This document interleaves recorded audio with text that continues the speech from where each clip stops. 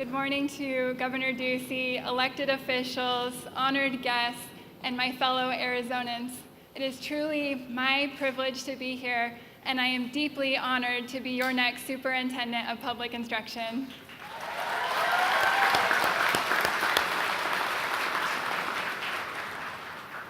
I have worked my entire career in Arizona's public schools, and as an educator and as a speech therapist. And I want to share with you a story of one of my former students. And I've told this story many times, but it's worth sharing again. And it's of one of my most inspirational and favorite students, who I refer to as Mason. And Mason has brain damage from seizures and is unable to say any words. When I first started working with Mason, his mother shared with me that he was only using a few picture cards to communicate. For example, when Mason was hungry, he had a little picture card that said eat. And when he was thirsty, he had another card that said drink. But Mason, just a little guy in the first grade, only had 5 picture cards. Can you imagine being a child with only 5 words to express yourself? Fortunately, through the resources available to me in the public schools, I was able to teach Mason to use an iPad to communicate. With technology these days, you can program iPads so that it has personalized vocabulary so that they can communicate with their friends and family. By the end of the school year, Mason had learned to say all of his friends' names. He could talk about his favorite video games, but most importantly, his mother shared with me that he could say, "I love you." We know that the skills that our students learn extend far beyond the classroom, into our homes, into the workplaces, and even around the world.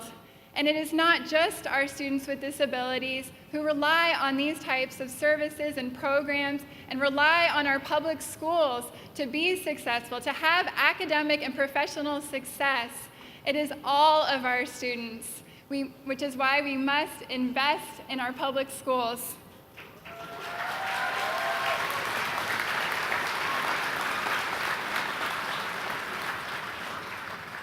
Our public schools go beyond just teaching our students to read or to take a test.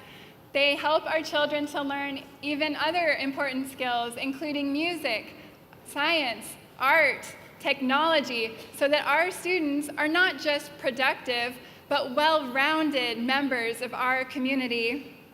Throughout my campaign for the past almost 2 years, I shared my vision for Arizona schools, and I continue to hold that vision dear to my heart today. And so I often said, imagine if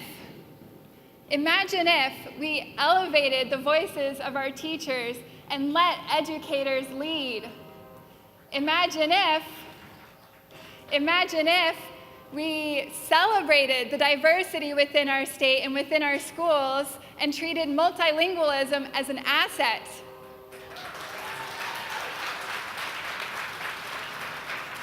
Imagine if we worked collaboratively and used research to guide us towards the best solutions. And imagine if all of our students, no matter their background and no matter their zip code, had the supports and services that they needed in their local school to be successful.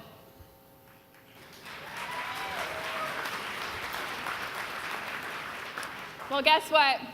I'm done saying imagine if. I am here to say, let's get to work, and I am thrilled and thankful to be stepping into this role so that I can best serve my students like Mason, and every student, all of our students across the entire great state of Arizona.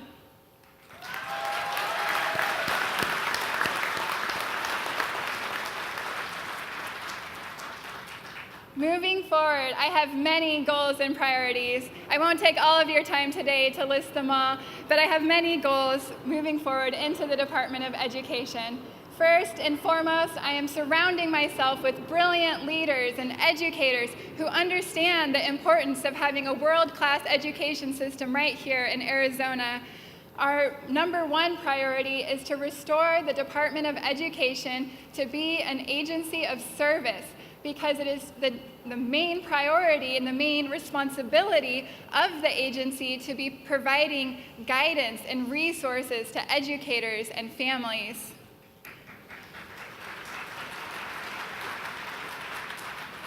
Next, we will be doing an audit of the agency because we want to know what is working well, what is effective, what needs improvement, and I want to be held accountable for every dollar that we are spending.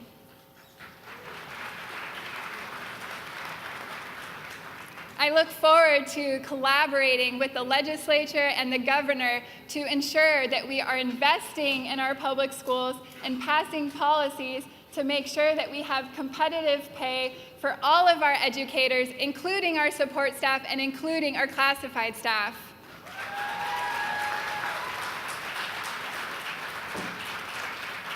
And we must address the teacher shortage by exploring new and different ideas such as paid maternity and paternity leave for our educators. Let me finish by saying none of this will be easy, and change takes time. And fellow Arizonans, I ask for your patience as we do our due diligence to make sure that we are finding the best solutions for our schools.